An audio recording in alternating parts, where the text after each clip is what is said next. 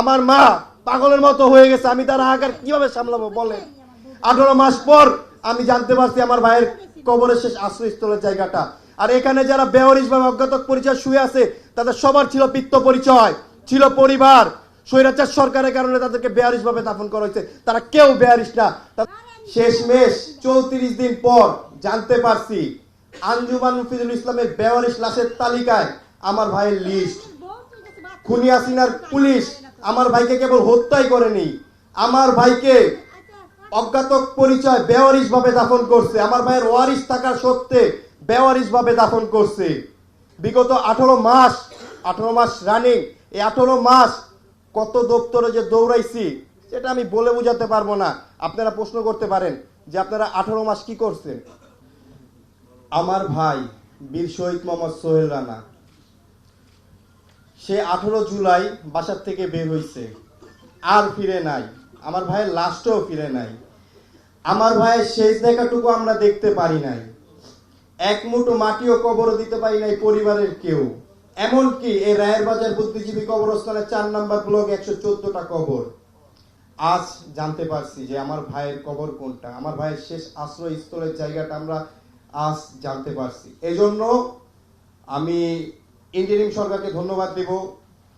এখানে উপদেষ্টা আছে আদিউর রহমান স্যার, তাকে ধন্যবাদ দেব। জুলাই ফাউন্ডেশনকে ধন্যবাদ দেব। মুক্তিযুদ্ধ মন্ত্রণালয়ের উপদেষ্টা আছে, ওনাকে ধন্যবাদ দেব। সিআইডি কে ধন্যবাদ দেব। এবং জুলাই নিয়ে যারা কাজ করছে, জুলাই যে সংগঠনগুলো আছে তাদেরকে ধন্যবাদ দিব। এবং বিশেষ করে এমন একজনকে ধন্যবাদ দিব যে এখন পৃথিবীতে নাই, তাকে কিছুদিন আগে হত্যা করা হয়েছে, ইনকিলাব মঞ্চের ওসমান হাদি ভাই। তার ভূমিকা অনেক ছিল। আমি যখন জানতে পারি আমার ভাইকে এখানে দাফন করে, আমি ভাইয়ের সাথে যোগাযোগ করি, ভাইয়ের সাথে পরিচয় হয়। হওয়ার পর ভাই এখানে আসে। যখন আমরা এখানে আসি কবর জিয়ারত করতে, তখন কবরগুলো জাস্ট সমান ছিল, একদম সমান। তো আমার ওসমান হাদি ভাই আজ নাই। আমার ভাইয়ের অনেক শখ ছিল যে যদি আমাদের ভাইদের কবরগুলো শনাক্ত হয়, কবরগুলো জিয়ারত করবে, কিন্তু জালেমরা তাকে বাঁচতে দেয় নাই। আমার ভাই শহীদ মোহাম্মদ সোহেল রানা 18 জুলাই বাসার থেকে বের হয়েছে। বের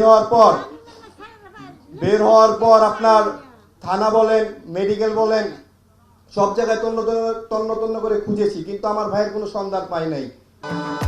ভবিষ্যৎ হোক নিরাপদ, বিনিয়োগ হোক বিশ্বস্ত, আর আমার পছন্দ সল্ট বে। ওয়েলকাম টু সল্ট বে। শেষমেশ 34 দিন পর জানতে পারছি আঞ্জুমান মুফিদুল ইসলামের বেওয়ারিশ লাশের তালিকায় আমার ভাইয়ের লিস্ট। খুনি হাসিনার পুলিশ আমার ভাইকে কেবল হত্যাই করেনি, আমার ভাইকে অজ্ঞাত পরিচয় বেওয়ারিশ ভাবে দাফন করছে। আমার ভাইয়ের ওয়ারিশ থাকার সত্ত্বে বেওয়ারিশ ভাবে দাফন করছে। আমি ফ্যাসিস্টদের বিচার চাই। ওদের মৃত্যু এমন ভাবে হোক যেই মৃত্যু দেখে এরকম কাজ আর কখনো কেউ না করতে পারে, গণহত্যার মতো কাজ আর কখনো কেউ না করতে পারে। আমি আমার নিজের ভাইয়ের শেষ দেখাটুকু দেখতে পারি নাই। বুঝেন আপনারা কষ্ট। বিগত 18 মাস রানিং, এই 18 মাস কত দপ্তরে যে দৌড়াইছি সেটা আমি বলে বোঝাতে পারবো না। আপনারা প্রশ্ন করতে পারেন যে আপনারা 18 মাস কি করছেন। ভাই 18 মিডিয়ার যারা আছেন অনেকে আমাকে চিনেন, বিশেষ করে আমার মাকে প্রতিনিয়ত এই কবরস্থানে এসে কান্নাকাটি করছে। আমরাও জানি না আমার মা যে এখানে এসে কান্নাকাটি করে এমন সময়। আমি বলতে চাই আমাদের ভাইদেরকে যারা নির্মমভাবে হত্যা করছে, ওয়ারিশ থাকা সত্ত্বেও বেওয়ারিশ ভাবে দাফন করছে, তাদের বিচার আমি চাই। এই ইন্টারিম সরকারকে বলবো আপনারা পদত্যাগ করার আগে আমাদের ভাইদের হত্যার বিচারটা অন্তত কইরেন। আমাদের ভাইদেরকে যারা হত্যা করছে, যে খুনি হাসিনার পুলিশ বাহিনী, আমরা জানি যে 1400-র অধিক মায়ের সন্তানকে নির্বিচারে গুলি করে হত্যা করা হয়েছে। যদি 1400 মায়ের অধিক সন্তানকে গুলি করে হত্যা করা হয়, গ্যাজেট ভুক্ত আর কি 844টা গ্যাজেট হয়েছে, আর 800-র মতো বাকি আছে। তো আপনার 1400 যদি হয়, প্রত্যেকটা হত্যা যদি একটা করে পুলিশ জড়িত থাকে তাহলে 1400 পুলিশ হয়। সেখানে আপনার 18 মাসে মাত্র 61টা পুলিশ ধরা হয়েছে। কি বলবো বলেন। আমি ইন্টারিম সরকারকে আহ্বান করবো যত দ্রুত সম্ভব আপনারা আমাদের ভাইদের হত্যার বিচার করেন। আমি আমার ভাইয়ের শেষ দেখাটুকু দেখতে পাই নাই। কত কষ্ট এই বুকের ভেতরে রাখা, যেটা আমি আপনাদেরকে বলে বুঝাতে পারবো না। আমার মা পাগলের মতো হয়ে গেছে, আমি তার আকার কিভাবে সামলাবো বলেন। 18 মাস পর আমি জানতে পারছি আমার ভাইয়ের কবরের শেষ আশ্রয়স্থলের জায়গাটা। আর এখানে যারা বেওয়ারিশ বা অজ্ঞাতক পরিচয় শুয়ে আছে, তাদের সবার ছিল পিত্ত পরিচয়, ছিল পরিবার।